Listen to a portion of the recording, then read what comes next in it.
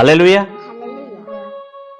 मसीह यीशु में मेरे प्यारे भाई और बहनों, एक बार फिर आप सबों का स्वागत है। आप सबों को जय मसीह की। आइए मेरे प्रियो, हम वचनों की भाग में जाएंगे और आज का विषय है अध्यक्ष को, या हम बोल सकते हैं पास्टर को कैसा नहीं होना चाहिए। आज का विषय है अध्यक्ष या पास्टर या एक कलीसिया का एक अगुवा, स्थानीय कलीसिया का, चाहे बिशप बोले, चाहे आप जो है रखवाला बोले, उसको कैसा नहीं होना चाहिए। इस विषय में आज हम सीखने जा रहे हैं मेरे प्रियो। तो आज तीतुस की पत्री और 1 के 7 पद को जब आप पढ़ेंगे मेरे प्रियो, तो वहां पर जो मैं पॉइंट आपको बता रहा हूं वो आपको मिलेगा। तो सबसे पहला पॉइंट, एक पास्टर को जिद्दी नहीं होना चाहिए। एक पास्टर को जिद्दी नहीं होना चाहिए। जब आप तीतुस की पत्री 1 अध्याय और 7 पद को जब आप पढ़ेंगे, आपको ये शब्द मिलेगा मेरे प्रियो कि एक पास्टर को, एक अगुवा को जिद्दी नहीं होना चाहिए। इसका कहने का मतलब है मेरे प्रियो, कई बार क्या होता है, एक पास्टर जो है, एक अगुवा जो है, अपनी इच्छा को पूरा करवाने के लिए जिद करता है मेरे प्रियो, जिद में उतर जाता है, लेकिन अपनी इच्छा को पूरा करवाने के लिए नहीं, परंतु परमेश्वर की इच्छा को पूरा करवाने के लिए हमारा भरसक प्रयास होना चाहिए। हमें विश्वासी परिवारों को, विश्वासी भाई और बहनों को परमेश्वर की इच्छा में चलने के लिए हमको सिखाना है, न कि अपनी इच्छा को पूरी करने के लिए, अपनी इच्छा को पूरा करवाने के लिए हमको जिद में नहीं रहना है, जिद्दी नहीं बनना है। इसलिए यहां पर लिखा गया है कि एक पास्टर को जिद्दी नहीं होना चाहिए। कई बार मेरे प्रियो, विश्वासियों को अपनी इच्छा को पूरा कराने के लिए, अपने इच्छा से चलाने के लिए क्या करते हैं, जिद करते हैं, जिद में उतर जाते हैं। जब तक आप पास्टर के हिसाब से, जब तक आप पास्टर के इच्छा को पूरा नहीं करेंगे, वे जो है जिद में अड़े रहते हैं। लेकिन ऐसा एक पास्टर को नहीं होना चाहिए। इसलिए लिखा है एक पास्टर को जिद्दी नहीं होना चाहिए।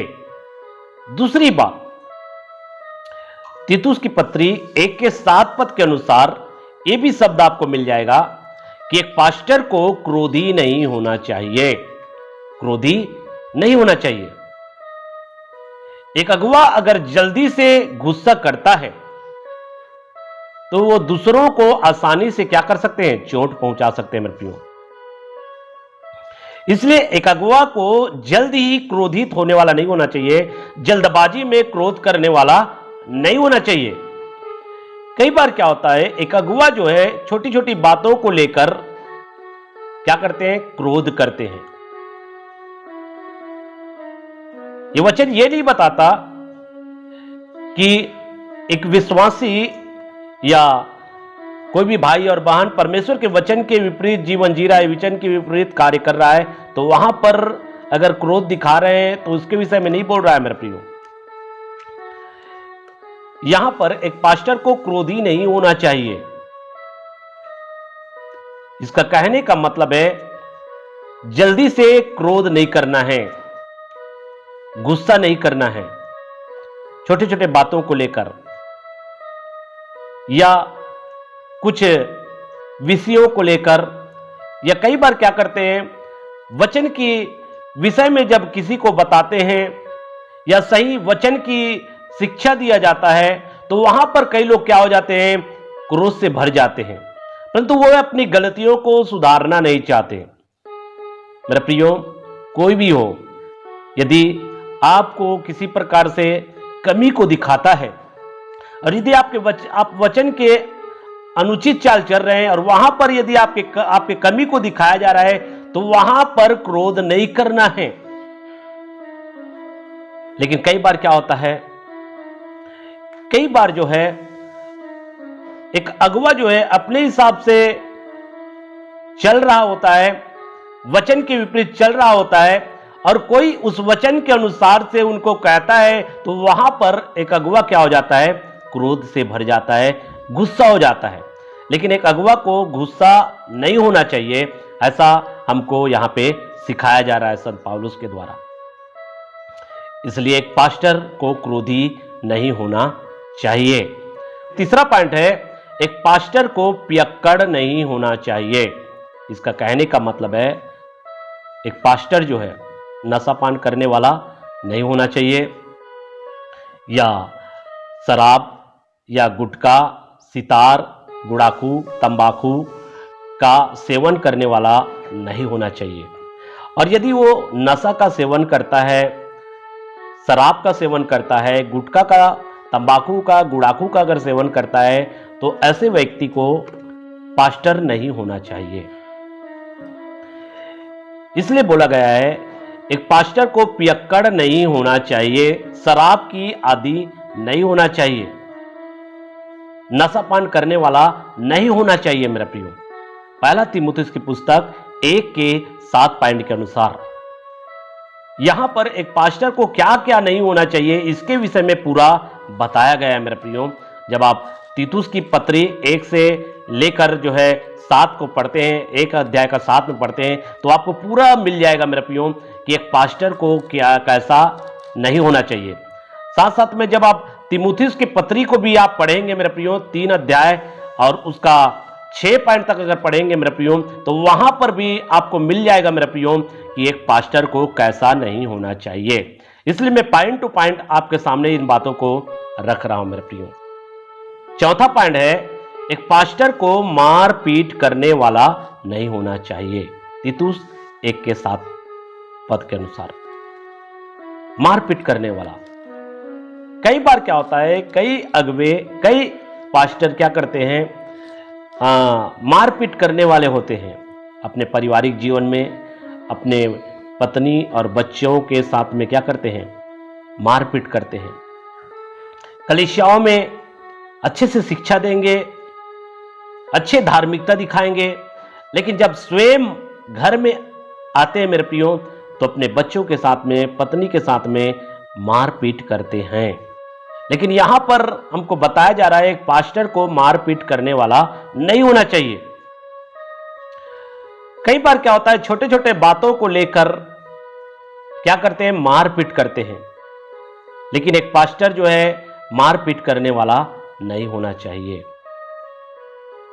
अगर मारपीट करने वाले हैं तो ऐसे लोगों को एक पास्टर के रूप में नियुक्त नहीं होना चाहिए, क्योंकि अगर एक पास्टर मारपीट करने वाला होगा, एक पास्टर पत्नी को मारेगा, बच्चों को मारेगा या दूसरों को मारेगा, तो वो पास्टर के पद में रहने की योग्य नहीं है मेरे प्रियो।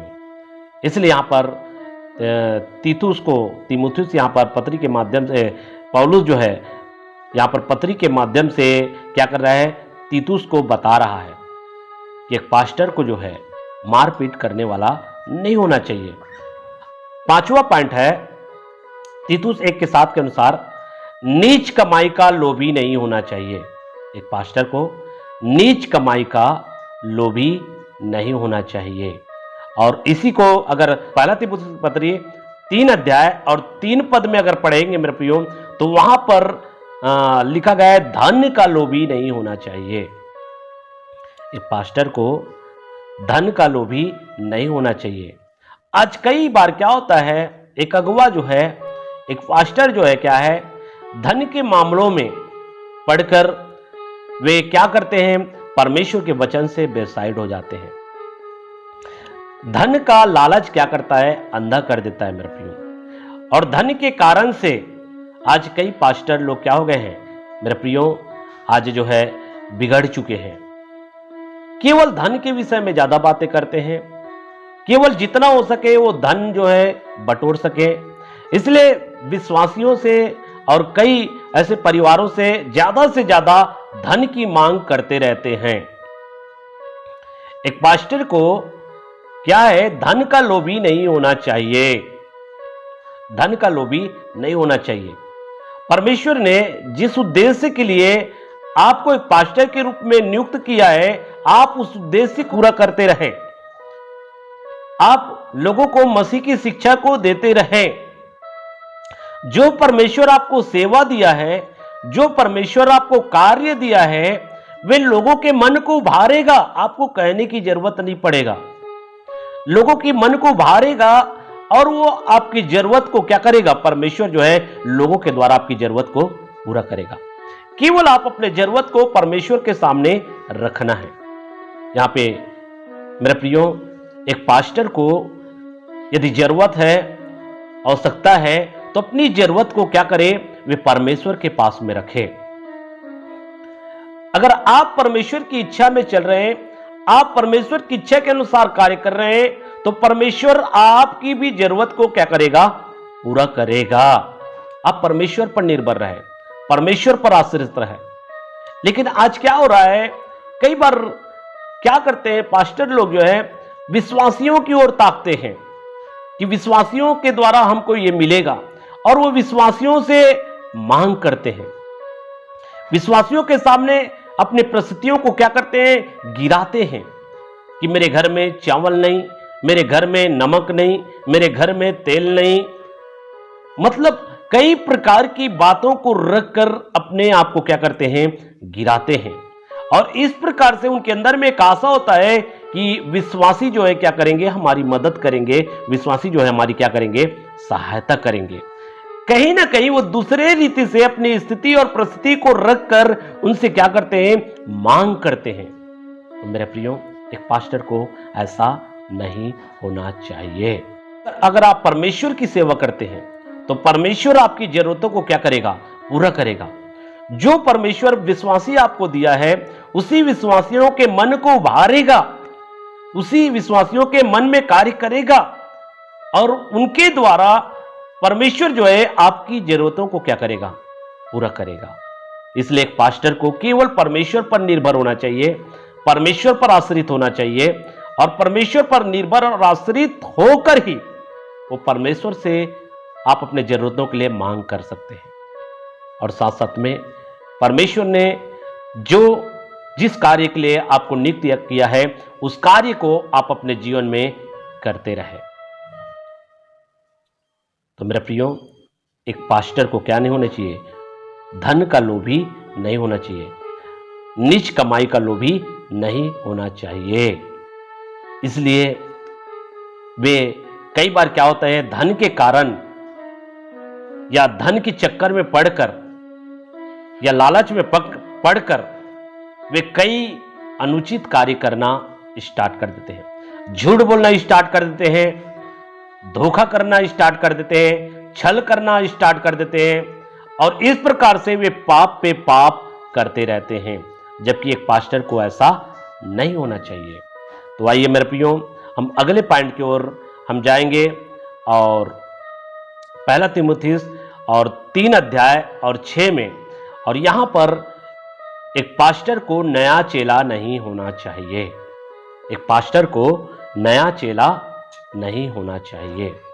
यदि एक पास्टर का कार्य करना है, यदि एक कलीसिया को चलाना है, एक कलीसिया का संचालन करना है, तो नया विश्वासी नहीं होना चाहिए। कलीसिया के देख रेख करने वाला नया विश्वासी नहीं होना चाहिए मेरा प्रियो।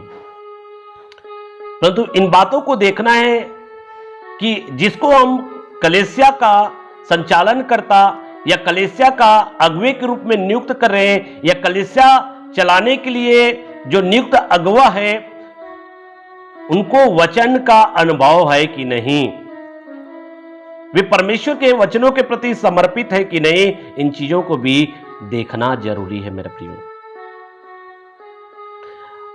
यहां पे संत पौलुस यहां पर तीमुथियुस को क्या कर रहा है, बता रहा है मेरे प्रियो। अगर कलीसिया में एक पास्टर का कार्य करना है, तो या एक कलीसिया में एक पास्टर के रूप में नियुक्त करना है, तो नया विश्वासी नहीं होना चाहिए जिनको वचन का अनुभव ना हो। इसलिए वचन का अनुभव होना बहुत जरूरी है। वचन का अनुभव होना बहुत जरूरी है। इसलिए जिनको पास्टर का कार्य सौंपा जाए वह आत्मिक रीति से परमेश्वर के सत्य वचन में क्या होना चाहिए? मजबूत होना चाहिए। अगर आत्मिक रीति से परमेश्वर के सत्य वचनों में मजबूत अगर नहीं होगा तो मैं प्रियो वे दूसरे को अर्थात कलीसिया के विश्वासियों को क्या सिखाएगा? इसलिए एक अगुवा को, एक पास्टर को नया चेला नहीं होना चाहिए। इसलिए वचन की सच्चाई में वो क्या होना चाहिए? मजबूत होना चाहिए और वचन का उनको अनुभव होना चाहिए। और जब वचन का उनको सही अनुभव होगा और वचन में वो मजबूत होगा तभी वो कलीसिया को सही रीति से क्या कर सकता है? अगुवाई कर सकता है। इसलिए यहां पर संत पौलुस जो है तीमुथियुस को कह रहा है कि एक अध्यक्ष कैसा नहीं होना चाहिए। एक अध्यक्ष जो है नया चेला नहीं होना चाहिए। यदि कोई अध्यक्ष का काम कर रहा है, यदि कोई पास्टर का काम कर रहा है तो वो नया चेला नहीं होना चाहिए। कहने का मतलब है एक नया विश्वासी को पास्टर के रूप में नियुक्त नहीं करना है। एक नए विश्वासी को कलीसिया के अगुवे के रूप में नियुक्त नहीं करना है। क्योंकि अगर नए विश्वासी को या नया चेला को अगर कलीसिया के अगुवे के रूप में नियुक्त करेंगे तो उनको वचन का अनुभव नहीं है, साथ साथ में वे परमेश्वर के सत्य वचनों में मजबूत नहीं है, इसलिए वो सही रीति से कलीसिया का अगुवाई नहीं कर सकता। वे कलीसिया को गलत दिशा में भी ले जा सकता है। इसलिए एक पास्टर को नया चेला नहीं होना चाहिए। तो मेरा प्रियो, यहां पर मैंने टोटल 7 पॉइंट आपको बताया है। तीतुस की पत्री 1 अध्याय 7 और पहला तीमुथियुस की पत्री 3 अध्याय 3 से लेकर 6 तक, इसमें ये सारा बातें दिया गया है मेरा प्रियो, कि जो अध्यक्ष होना चाहता है, जो एक कलीसिया का एक अगुवा होना चाहता है या पास्टर होना चाहता है, उसको पहली बात तो जिद्दी नहीं होना चाहिए। जिद्दी नहीं होना चाहिए। दूसरी बात है उसे क्रोधी नहीं होना चाहिए। एक अगुवे को क्रोधी नहीं होना चाहिए। और तीसरी बात है पियक्कड़ नहीं होना चाहिए। और चौथी बात है मारपीट करने वाला नहीं होना चाहिए। और पांचवी बात है धन का लोभी नहीं होना चाहिए। और उसके बाद में जो है छठवीं बात है झगड़ालू नहीं होना चाहिए। एक पास्टर को झगड़ालू नहीं होना चाहिए। और उसके बाद में 7वीं बातें हैं नया चेला नहीं होना चाहिए। तो मेरे प्रियो, अगर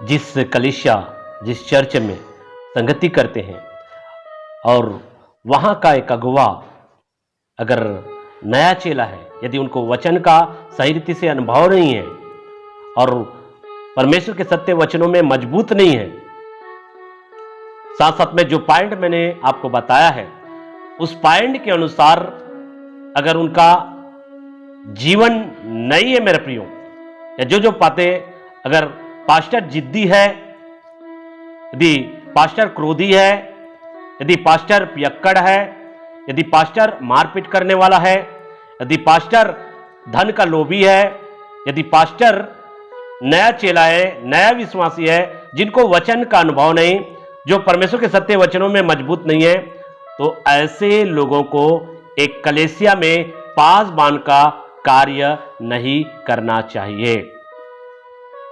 अगर पासबान का कार्य करना है तो एक पास्टर को कैसे होना चाहिए, मैंने टोटल 18 पॉइंट आपको बताया था। और यहां पर मैंने आपको बताया एक पास्टर को कैसा नहीं होना चाहिए। तो मेरे प्रियो, जो भी वचन आपने सुना है, इन वचनों के अनुसार से आपको जांचना है मेरा प्रियो। जहां पर भी हो, चाहे जो कलीसिया की अगुवाई कर रहा है, जो कलीसिया का संचालन कर रहा है और एक पास्टर के रूप में कार्य कर रहा है, लेकिन एक पास्टर होने के नाते यदि परमेश्वर के सत्य वचनों में वो मजबूत नहीं है, परमेश्वर के सत्य वचनों में मजबूत नहीं है और वचन का सही अनुभव नहीं है, तो वो किसी रीति से कलीसिया को सही रीति से नहीं सिखा सकता, एक कलीसिया को सही गाइड नहीं कर सकता, परंतु कलीसिया को क्या करेगा? गुमराह कर सकता है, सही सलाह नहीं देगा, परंतु अनुचित सलाह दे सकता है। इसलिए यहां पर संत पौलुस जो है तीमुथियुस को और तीतुस को यहां पे बता रहा है मेरा प्रियो कि एक पास्टर को कैसे नहीं होना चाहिए। इसलिए जितने भी पॉइंट मैंने आपको बताया है, यहां पे टोटल जो है 7 पॉइंट आपको बताया है और इस 7 पॉइंट के अनुसार से अगर पास्टर का जीवन है मेरे प्रियो, यदि 7 पॉइंट के अनुसार से कोई भी एक पॉइंट भी उसके जीवन में है मेरे प्रियो, तो वो जो है कलीसिया को गलत दिशा में ले जा सकता है। इसलिए जो पास्टर होना चाहता है, इस 7 पॉइंट से अपने जीवन को जांचना है, इस 7 पॉइंट के अनुसार अपने जीवन को तैयार करना है।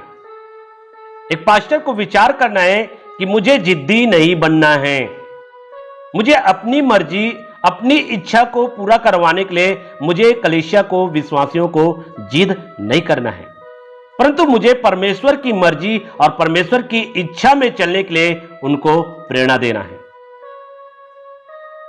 मुझे क्रोधी नहीं होना है, इस रीति से अपने जीवन को जांचना है। क्या मैं जल्दबाजी में क्रोध करता हूं? क्या मैं छोटे बातों पर क्रोध करता हूं? क्या मैं व्यर्थ में क्रोध करता हूं? इस रीति से अपने जीवन को क्या करना है? जांचना है।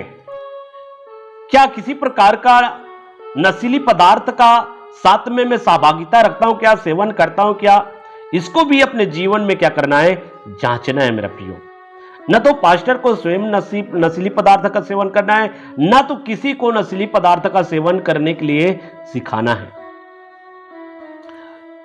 साथ साथ में एक पास्टर को जांचना है कि हमें मारपीट करने वाला नहीं बनना है, क्योंकि एक पास्टर जो है मारपीट करने वाला नहीं होना चाहिए।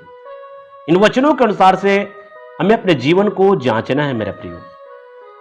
साथ साथ में एक पास्टर को जांचना है, क्या मैं लोभी हूं? क्या मैं धन के बारे में ज्यादा सोचता हूं? क्या मैं धन की ओर ज्यादा भागता हूं? क्या धन की चाहत मेरे जीवन में? क्या मैं परमेश्वर की मर्जी, परमेश्वर की इच्छा में चल रहा हूं कि नहीं चल रहा हूं? अपने जीवन को जांचना है। क्या मैं केवल धन के बारे में ज्यादा बातें करता हूं? या धन को पाने की ज्यादा चाहत, धन को पाने की ज्यादा लालसा मेरे जीवन में? एक पास्टर को स्वयं अपने जीवन को चेक करना है और जांचना है मेरे प्रियो। साथ साथ में मैंने बताया, एक पास्टर को झगड़ालू नहीं होना चाहिए। एक पास्टर को जांचना है, क्या मैं लोगों के साथ में झगड़ा करता हूं? क्या कोई मेरे जीवन की कुछ कमियों को दिखाता है? यदि मैं वचन के विपरीत जीवन जी रहा हूं और वहां पर कोई मेरे जीवन की कमी को दिखाता है, तो उन बातों को लेकर क्या मैं झगड़ा करता हूं? इन बातों को, अपने जीवन को क्या करना है? जांचना है मेरा प्रियो, क्योंकि एक पास्टर को झगड़ालू नहीं होना चाहिए।